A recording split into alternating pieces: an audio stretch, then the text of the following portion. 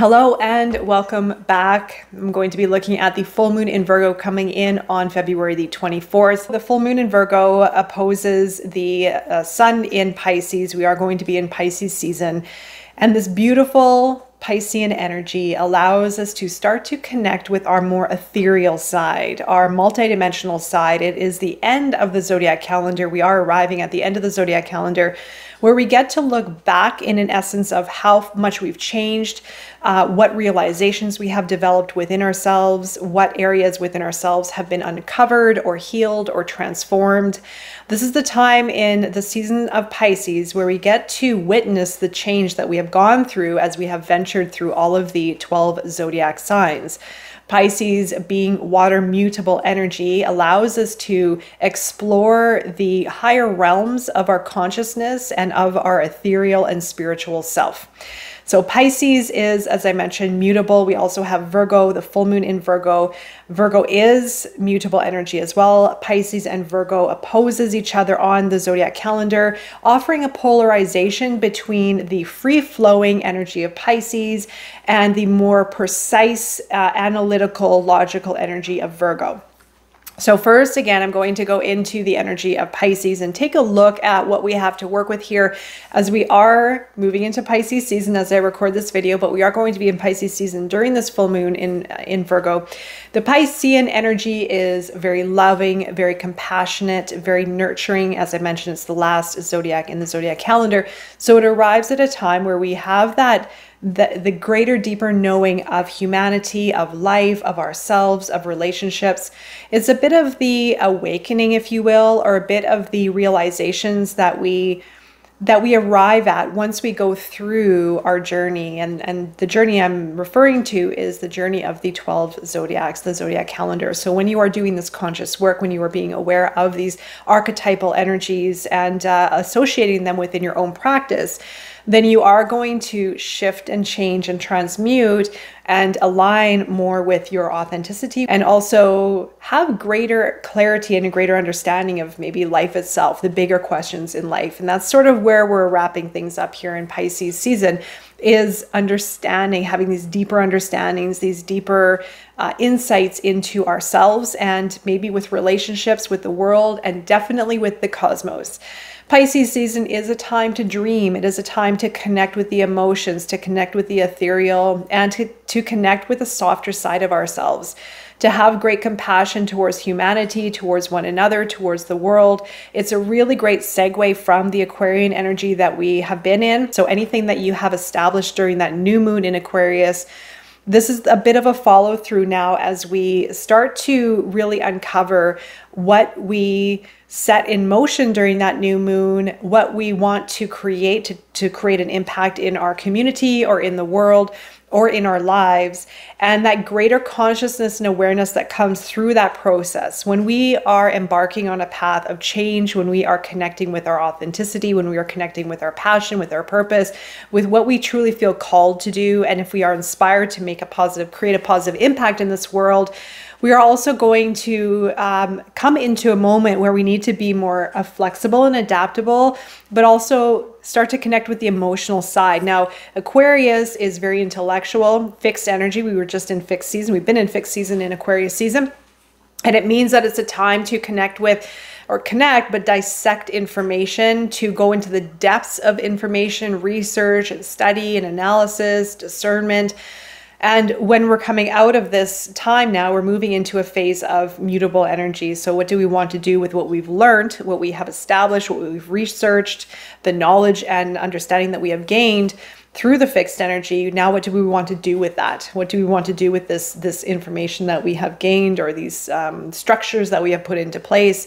Or the vision that we have established during that new moon in Aquarius? Where do we want to go with it? What do we want to do with it? What needs to change within ourselves in order to align us more with the change that we want to maybe see happen in the world or within our lives? And that is this mutable energy. It is all about flow. It is all about change and adaptability and flexibility and being open-minded to learn new things or to do something a little bit different. So we're now, again, moving out into Piscean energy, wrapping up another zodiac calendar where we get to expand with that information. We get to arrive at a new level of consciousness. And also, again, this deeper connection with ourselves and with the world and with humanity as a whole. So it's a really nice segue from the Aquarian energy into Piscean energy, this undertone of humanitarianism, of changing the world perhaps, of caring for others, of being compassionate towards others. Pisces is also known to have the essence of all the other zodiac traits because it is very observant, it is very aware, it senses, and it can relate to many different dynamics and people and situations based on having a little bit of the traits of all the zodiac archetypes coming together in this one point. So it's very relatable. Again, it can really understand people deeply and resonate from that deeper place. But it also has that connection with the higher realms, with imagination, with intuition, with sensitivity, creativity. Creativity is a beautiful aspect that we all have, we can all connect with, because we do have these archetypes somewhere in our chart, but we can also relate to these archetypal references as just being a part of our humanistic characteristics.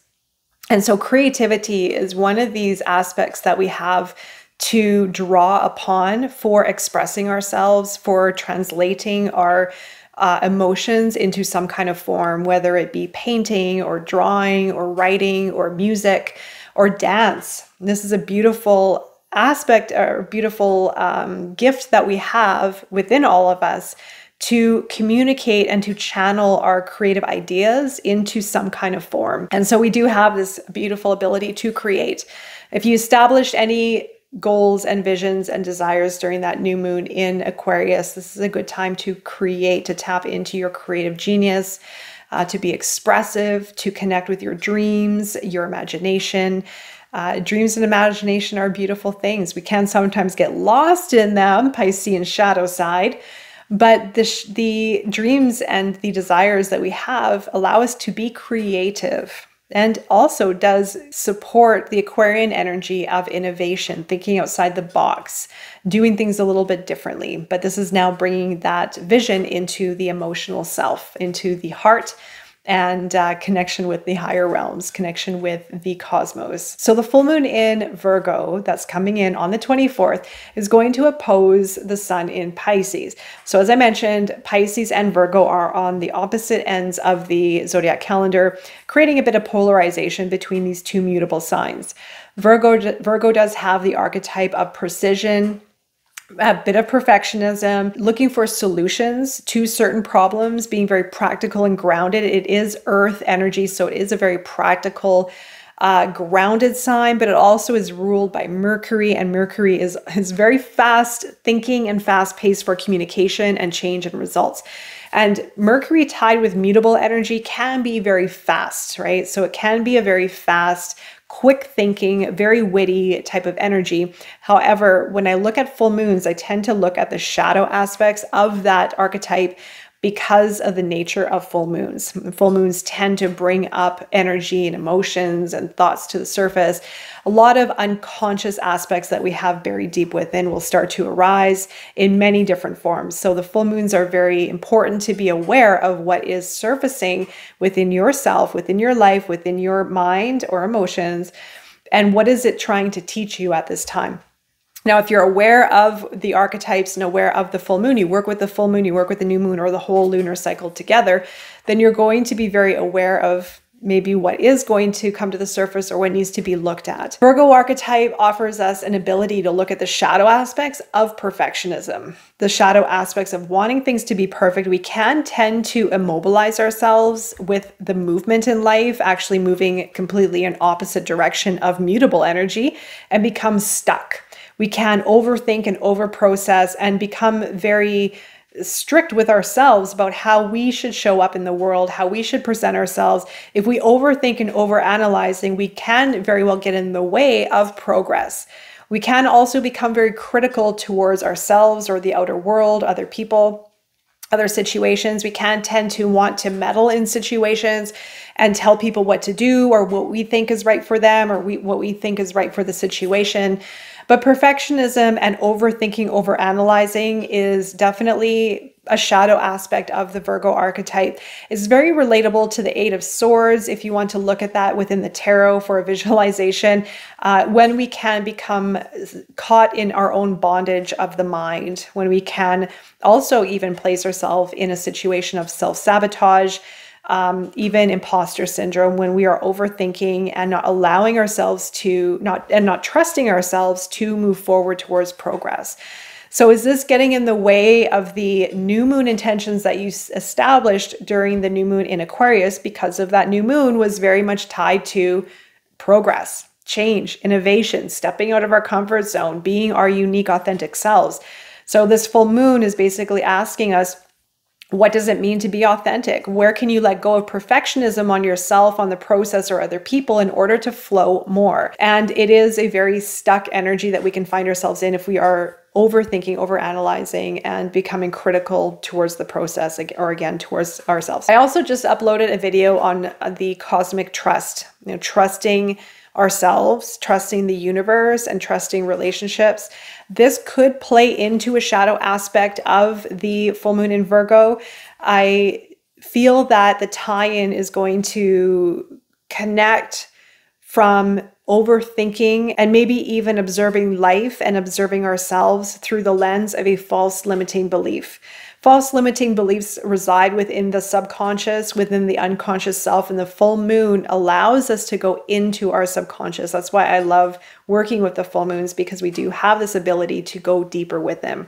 And our subconscious holds our belief systems around ourselves, around life, around our ability to create, our ability to love, our ability to enjoy life and feel aligned and balanced and become a whole integrated being.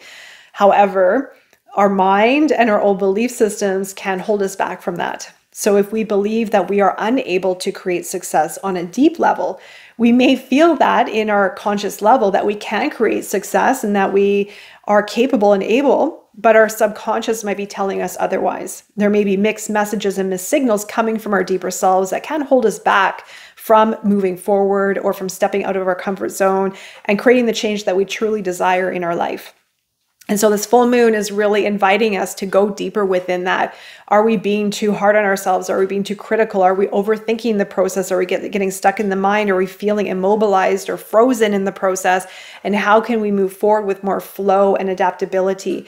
And so this more serious energy of the full moon in Virgo, again, opposing the sun in Pisces. Pisces has a bit more flow, a bit more flexibility, a bit more, you can think of the water archetype of the Piscean energy. It has that flow to it, right? And this full moon could actually be creating a bit of a locked in nature towards flow, right? And if we are not used to flow, if we don't have trust within ourselves, within relationships, within the universe, then there could be a bit of resistance towards that flow. There could be, again, overthinking, the perfectionistic aspect as well. So during this full moon, check in and see if that is truly what could be holding you back. During the full moon is a perfect time to release any limitations, fears, or negativity or patterns that may be preventing you from creating the life you desire, creating change in your life, and arriving into your authenticity. During the full moon, you can write down some of these aspects and you can burn the paper safely afterwards. Remember, give yourself some time and patience with this process, especially with the subconscious work. Once we shine light on these subconscious aspects, once we witness something within ourselves, we are not giving that aspect our power anymore. But sometimes it takes a lot of work to reflect on what that aspect is within ourselves. So take some time through this, maybe even leading into the full moon, reflect, take a look at what is holding you back. Is it a thought? Is it a limiting belief? Is it something that's weighing on you that's preventing maybe a mobilization? Is there overthinking, overanalyzing? You can even consider the flow of life, how it feels to flow through life, Piscean energy, to create what you are desiring, what your dreams are calling you towards. And then you can almost think of what is getting in the way of that flow. What is getting in the way of that ability to create? Is there something deeper? Is there a fear? Is there a hesitation? Is there wanting things to be perfect and in place before moving forward? We can really trip ourselves up if we are overthinking too much and if we are remaining too much in our analytical mind and not so much maybe in our heart or not so much in our creative state of being. See how that is resonating with you. And this full moon is truly going to be a wonderful time for us to release those barriers deeper within. And after the full moon, we are going to go into the new moon in Pisces in the month of March and the lunar eclipse in Libra later portion of March, which I'm really excited about. And I'm going to be talking about that in a separate video. It's going to start eclipse season, and that is going to be huge considering we had the new moon solar eclipse in Libra back in October. So this could be tied in with something that started around October. You can start to take a look back into October and see what has happened since then. If you feel that something new had started, something had shifted, what is that and what is it leading you towards as we move into a finalization with that full moon in Libra, the full lunar eclipse in Libra coming in for March. All right, so I'm wishing you all the best during this time and beyond, and I will be seeing you again very soon. Take care.